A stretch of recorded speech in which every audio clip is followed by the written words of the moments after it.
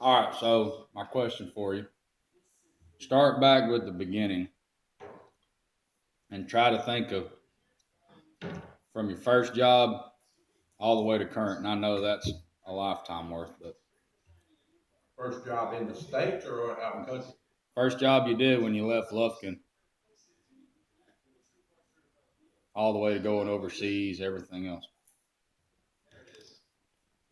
First job I ever did I went to Beaumont. And I went to work for a guy named Eugene West from China, Texas. He had an appliance business, just appliance repair. He had contracts with the big appliance dealerships around there, and he serviced all their stuff. He bought him a new 70 model Ford pickup, brand new. And he had an old 66 Ford pickup, High Note Electric he bought from. They had, oh my God, 200,000 on it plus. It had a service bed on the back of it that was yellow. And that was my company truck. And he knew I wasn't experienced, but I had done some appliance business in Lufkin, Texas with Von Electric. And I'd learned to change washing machine, pump motors, motors in them. Because everything back then, no matter who made it to repair. It was supposed to last you your whole life. It wasn't throwaway like we are now. And Eugene was building stock. And it was an old drugstore right off the Railroad Avenue. And he leased the building cheap. It was right in the ragged edge of being a real bad neighborhood. But Eugene got along there about everybody liked him, and right next to him was an old store.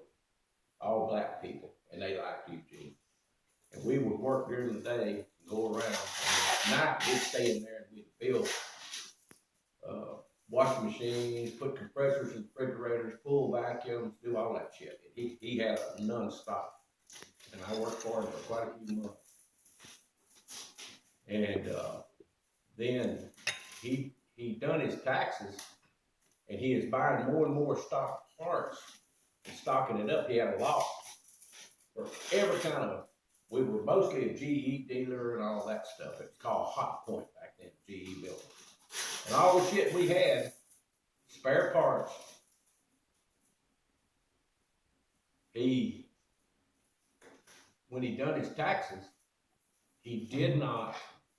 He had to keep a washer and a dryer and a refrigerator on a little showroom. We built a little mini showroom. Even though we didn't sell them, it was required to be a dealer for General Electric.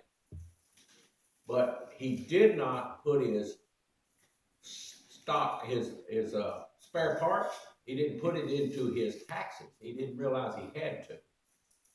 And the IRS come in and done an audit on him and found all his spare parts and realized he didn't do it. They damn not totally destroyed him. He had to let me go, and we were building a good business. Good guy to work for. I ended up going back to Lufkin.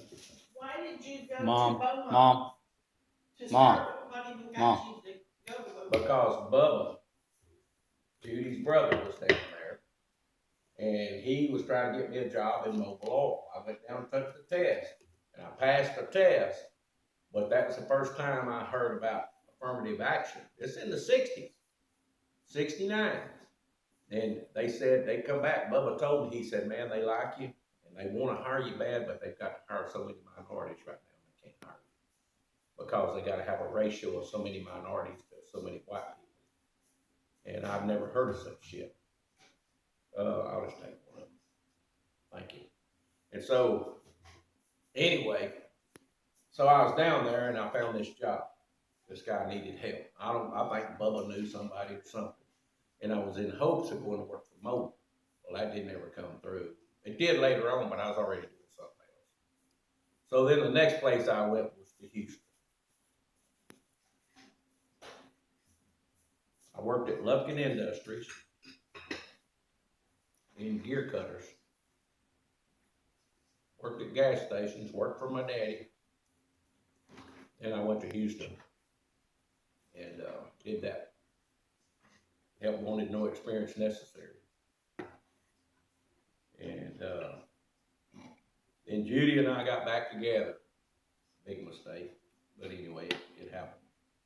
I went back to Lufkin, and then the last time we split, I went back to Beaumont, me and Johnny Wayne, and I went to work at doing instrument gauges and stuff like that, calibrating them in boats at Burton Shipyard. And I met Wayne Malonson, and he's the one that his girlfriend worked with Mary Ann, and that's how I met your mother. And then later on, I ended up going to work at DuPont as a helper. Helper. Just go give me this tool, go give me that tool. Cutting boiler tubes out inside of boilers in the summertime in Beaumont, Texas. That's hot. That's hot. And then I met a guy that liked my work. He was impressed at how I worked. And he said, how long you been in, what union did I join to get in a carpenter union, wasn't it? That's how I got in there. That's Yeah. the first piece Yeah. of paper I saw from you, was a carpenter. So I joined the carpenter union on what they call a book, traveler's book. And he said, you're booked with the carpenters? I said, no, sir. I said, I'm on a traveler's deal. He said, oh, okay. You need to come to Houston. And I did. And he got me on at the Pipe Fitters Union Hall. That was Tip Tipton, so it was.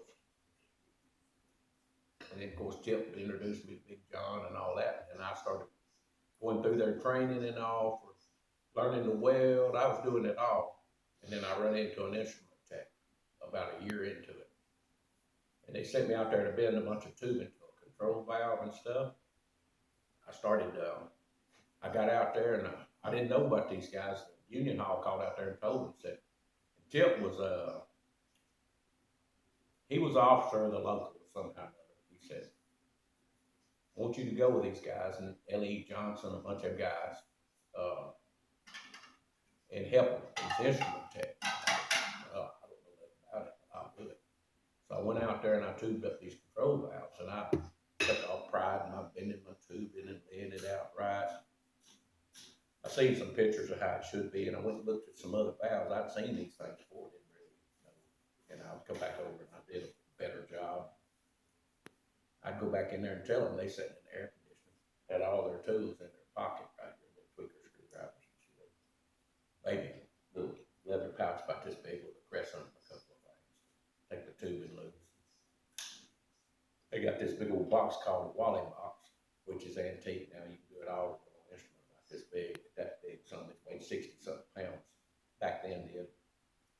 So I went with them and I towed their stuff and everything else. They said, hey, we're fixing to go to another job. You want to go with us? I said, can I do that? They said, all we got to do is call the hall and request it. I said, yeah. And I never done nothing else but learn. And then we got to that other job. I worked about a month with them there. We got to that other job. Of course, I did some downtown work with Big John and stuff in the middle before all this broke completely out. But when we got to that other job, they said, break my stool. Yeah, really. I said, they said, you need to learn how to calibrate these valves. So then I calibrated my first valve, and I was good. That's when I learned milling. Wow, I could take electrical and make air do shit. So that was down in Houston. I bought books. They told me what books to buy, and I'd sit and read them and study them. Read them and study them. One thing after another. Willie Scaines said, when you get through your school, I'll get you a job overseas, not no week. He did, and that was Algeria, 1974. That's the first place. And I had that first place overseas, and I had 4 years into or 3 years into the business. And me and Curtis hooked up in the middle of that, went to college there. And we run the job, we did it all. And we'd even teach at school at night, because we was doing it at work. wanted that piece of paper, you know. And then it's all history from there, just one after another. So you went to Algeria, come back. What happened from Algeria? Yep. You know, not Saudi Arabia. you come back, you went to Saudi Arabia. Mm-hmm. That's where you had pictures riding the camels and Mhm. stuff. And then, so what happened after that? Libya. Three tours to Libya. Yep. That's like 30 minutes ago when I had a break. Now, in between all them overseas, I was working in Louisiana, that's fine. working Houston, Corpus, Yeah. Minnesota, Illinois. And then I'd get a call to go back overseas, I'd go. So try and think. You left.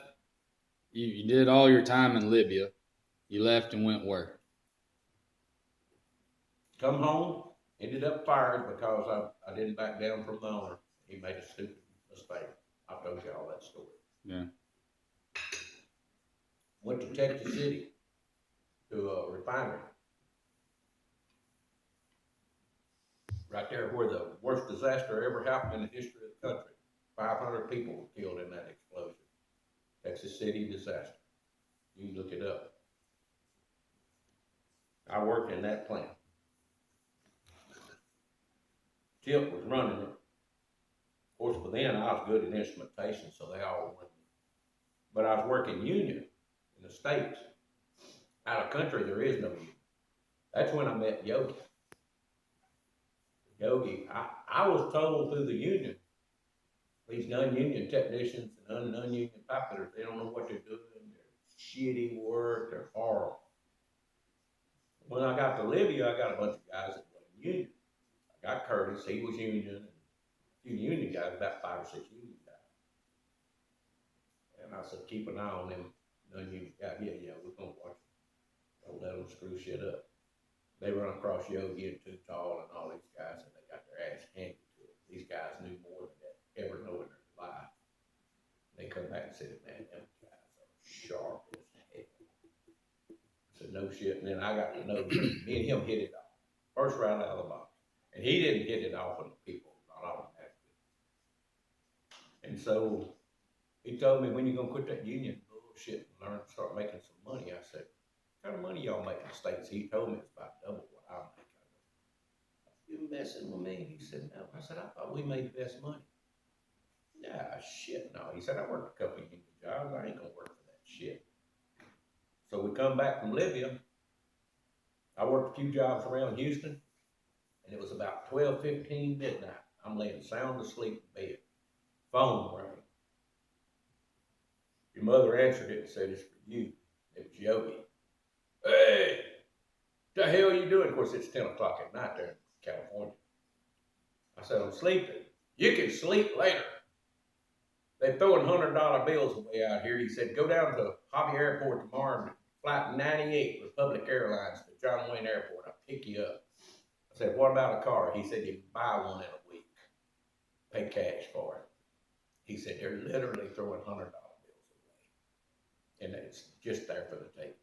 I said, what is it? Nuclear plant. I said, man, I ain't never even seen a nuclear plant. He said, you know way more than these new cans. I've worked with you. Get your ass on the plane. So I got on there. I was nervous as hell, man. I flew out there, and he wasn't bullshit. This is in the 70s? Your first flight 1980. was Paris, France. 1980. This wasn't my first flight. I didn't say it's my first flight. It's nowhere near my first flight. We're way down the road from my first flight. My first flight was going to Algeria. Yeah. Way back there. Excuse me. This is going to California. Excuse me. So what did I do? I went there and I went and bought a Fiat. One owner, doctors. I don't remember, a couple of years old, Fiat Spider. Anyway, just to play with out there. And it was, well, we come home, and back then they didn't check your luggage. You just walk on a plane. And that briefcase of mine had over $40,000 in 5 months, and this is in the 80s. that would be like 100,000. Easy. It was unbelievable. I hated to see it end. I couldn't believe it was going in. It was an experimental project called the Sleeving Project. And then I come back. Jimmy Carter had wrecked the country. So I went back down to the hall because I had that Bronco. I had that little old trailer painted to match that Bronco, put billboards and went around to all the union halls. Hire Brother Jimmy Carter. He's for the working man. And I believed all that shit. So when they found out I come back that I was going to vote Republican, they told me, you vote Republican. A business manager walked up to me and said, you'll sit on that bench for a long time. You won't be working. And I done got a dose of making way more money than union. I took it. That we used to have a little book, had stamps in it. Then they went to a card, like a credit card, and it had 24 stamps, 12 on top, 12 on the bottom. It was good for 2 years. I snapped it in two and threw it at him and walked out. I ain't never dealt with the union again. Done. Of course, I lost a lot of friends. With So- little one minor exception, he didn't Mom. work the jobs. He didn't necessarily work the jobs. The union dues kept being paid for 25 years, and he has a certificate from the union. He's an endowed member on account because he has 25 years union. And Okay. he didn't even work with just a couple of years. So, Yeah. we left California. Sleeving Project. What was next? What was next? Ooh, you're making me reach way back. That's 1980. That's why I want to. I come back and worked a couple of jobs in Houston.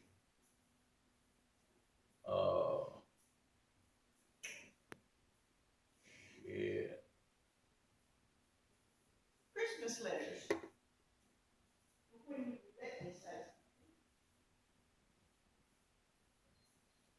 After the sleep.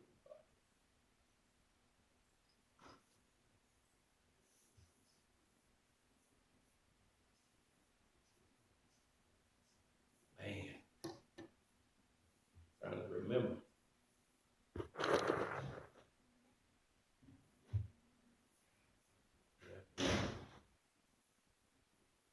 Oh, got hired by Wisco.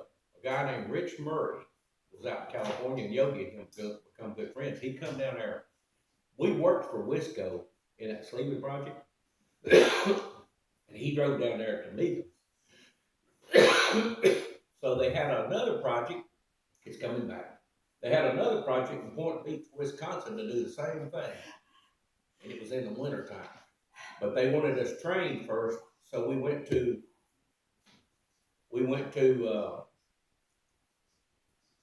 Pittsburgh, Pennsylvania, to the Westinghouse building, 701 Westinghouse building, where the two rivers come together, or the Three Rivers Stadium. And I was there. We were training on a Sunday when they was having a football game against the Dallas Cowboys. This is back when they were four Super Bowls in a row, and had Bradshaw and all that. So anyway, we did that. Went to Wisconsin. After Wisconsin, let's see, what did we do? Oh, Shoreham, Long Island, New York. Shoreham, Long Island, New York. Drove across the entire. We were out on Long Island, not just New York, out on Long Island, and drove all the way to Southern California. But we come through Florida and spent a day and had a fish fry, and then I drove the Pinto on home to Houston, Deer Park. Yogi come through 3 days later. We tied the Pinto behind that old GMC pickup with a tow bar and towed it all the way to California. We used the Pinto as our storage. Hold on, before you go any further, tell me how that story went again. Y'all left Tucson? Was it Tucson? No. Where were y'all at? What part of it are you talking about? I'm talking about where he laid the hammer down. Oh, that was retirement capital, Yuma, Arizona. Yuma, which is just a little east of California line. You go over the Colorado River right there at Yuma, and you're in California. Maybe a mile. And so, It's 58 miles to El Centro, California. And We called because there was no motels available. And we wouldn't drink during the day until that evening. We get within 100 miles, we'd have a beer, have ice chest set between us, and we'd drive.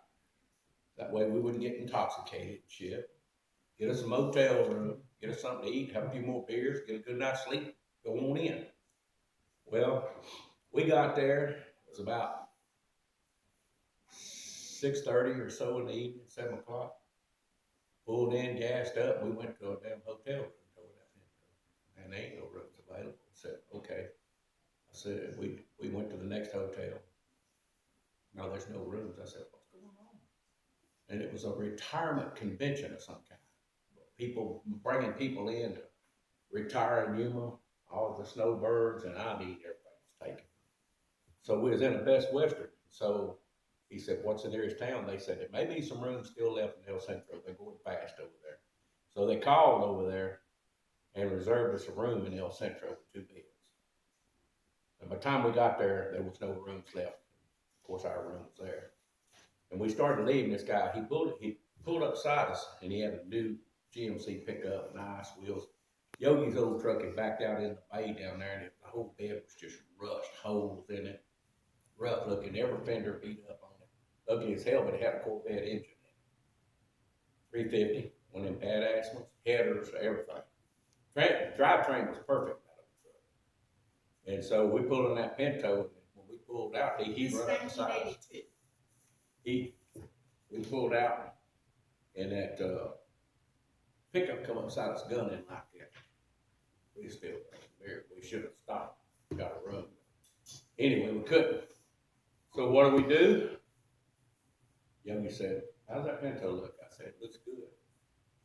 He said, he hit that corner, because you could hear that old truck had a. So that kid was messing with it. That kid jumped out there. And man, he was pulling away, and then he quit pulling away. And here we go. Because remember, we're all in the car behind us. We got that truck loaded down. He's running a little short bed Chevrolet empty. Like that. He went. We got to California there. We was in California ways. He shut it down. And Yogi looked over, and that pickup registered 100. Well, it was just past 100 doing this number. Couldn't read it, don't know, way over 100 miles an hour. He said, how's that Pinto? I said, it looks good. He said, okay. He just left it there all the way to El Centro, 58 miles. We pulled up in there, walked in. You know how Yogi was. Yeah, I got a room for weekly. That guy said, y'all were in El Centro? Yeah. He said, what are you driving? He said, got my own farm truck. He said, it's slow, so it took us a little longer than normal. Yogi just straight as faced he could be. And he said, took you a little longer? Yeah, it's an old truck. He said, look, come here. That's it right there. It was under the canopy. That ragged bitch. That old Pinto behind it. That guy said, my God, I wonder y'all ain't under the jailhouse. He said, I'm damn sure y'all set a world record between Yuma, Arizona. Yeah. Oh, Yogi just grinned. Sunshade on you and grin. With a Pinto. With a Pinto, pulling a Pinto. Set a damn record. I had to buy new tires for that damn Pinto. That trip across the country cost me 8 tires. Ruined the set coming from Long Island to Pensacola. Made it home, thought I was going to tear the car up. Its mounted bad. Behind it? Yeah. Had the emergency brake on and didn't know it. Oh. Drug it. He was in that 66 Bonneville on that 441. And he said, that's the hardest pulling little something I pulled my life. He was all the way in Virginia when I got out and I looked at skid marks. So he said, you crank it up and cut the lights on. I left it idling all the way so the lights would be on. And I said, oh, let me go back there. I said, what is it? Is it ice and snow? I said, something, it's just sliding. Oh, shit. I said, I think it'll pull better now. And you can feel it behind us. Flat spots on the tires. God. We come on home. Then I drove it from Pensacola to Deer Park, Texas, and went down to that discount tire place. It's not the one we know now. Put 4 new tires on it. And then that trip across out there, we took out another set of tires. That's probably 150. Christmas of No, 82 to 83. Dennis's traveling began in 82 as of New Year's Eve of last year, so the beginning of 82. When he went to New York, Long Island, he stayed in New York 5 weeks of freezing to death in one of the worst winters in 10 or 20 years. Then he breezed through Deer Park for 3 days before heading back to San Clemente, California. There he worked for the balance of the year. You, me, and Angela, we went out to California. You were 2 years. Yeah, you were 2 years old. All right. So that's 82 to 83. So where'd you go from there? Well, when I come back from that job, You stayed on that job the rest of the year, San Clemente. yeah. Well, after that job, I come back. That's where I met Captain Nasty and Jim Alexander. And I got a call from a company out of Fort Myers, Florida, to go to Diablo Canyon, which is up close to San Francisco. So we turned around and went back out there, me and Alexander. Pulled our Harleys in it. He had an enclosed trailer. I don't know if you remember, it sat out here for a while, had full of wine. What? Oh. For the first part of 83, the first 8 months of the year, you came, you worked at a power plant in Glen Rose. Now, wait a minute. Before Glen Rose was Diablo Canyon. Now, that's a fact. And I come back from Diablo Canyon, went through San Clemente, and they said they'd hire me, and I got a call because Yogi was in Crystal River, Florida, and the company called me, wanted me to come there, and I was hired. So I said, okay, I'm coming on. Pull in that trailer, come through, met y'all down there at the Ramada Inn on I-10, and I got a call and said they found another guy with more qualifications than me. That happened to be a guy named Harry Madison that worked for me in Libya that knew absolutely nothing. He was a hire for our admin guy at Epic Instruments as a personal favor. He turned out to be an ass. He backstabbed too tall, caused me a lot of grief and knew nothing. And all of a sudden he made up this fake resume and took my job. So I went, turn around and come back home. I turned around and come back up here, and I got a call from Wisco again to go to Comanche Peak. That's Glen Rose, Texas. Okay. And in Glen Rose, Texas, when I left there, I went to Dothan, Alabama. Alabama.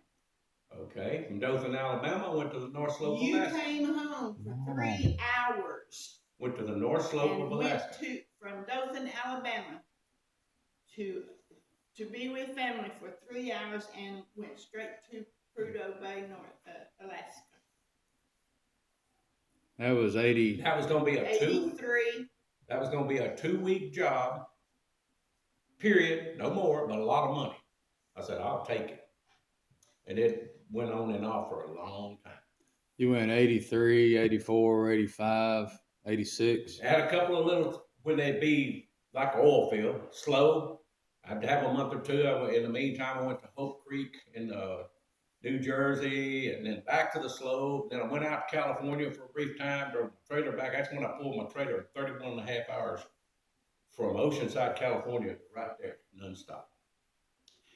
Left that afternoon and went to Houston to the airport to go back to Alaska. Left Alaska. You did Prudhoe Bay for a couple of years. Well, I did Prudhoe Bay, then I went to Sohio Field, then I went out to Quarry Field, then I went back to Prudhoe Bay, you know. So, yeah. All right, I'm going to get started. I want to take a leak. In 84, Dennis spent the whole year traveling back and forth to Alaska. In May, Dennis and I took a motorcycle trip to Houston and Beaumont.